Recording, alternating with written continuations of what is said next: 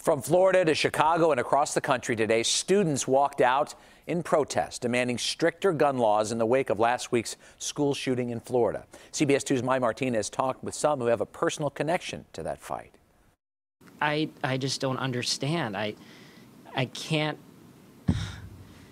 10 years after he was shot twice in a mass shooting at Northern Illinois University, Patrick Corellis is once again joining others calling for tougher gun laws in the wake of the Parkland, Florida school shooting. There's no need for assault rifles on the streets for any civilian to own one. Expanding background checks for all gun sales, including online, private sales, closing the gun show loophole. These are things that are not going to affect the Second Amendment rights of people. It's a sentiment shared by hundreds of Chicago area students who walked out of school today in support of Florida students pushing lawmakers to tighten gun laws.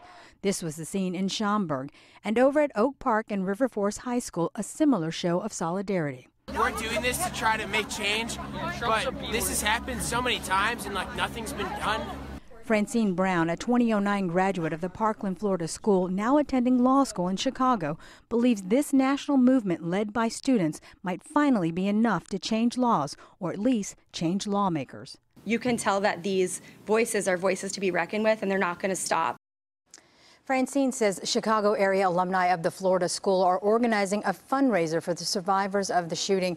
And later this week, several buildings in Chicago will feature the school's colors in lights. Rob and Erica, we reached out to the NRA for comment on this story. They have not responded to our requests. These students are really having their voices heard so far. They really are. And a lot of these students will be voters in a year or 2 years, and they think the politicians are very aware of that, and they might listen. Affect change then. Thank you, Mai.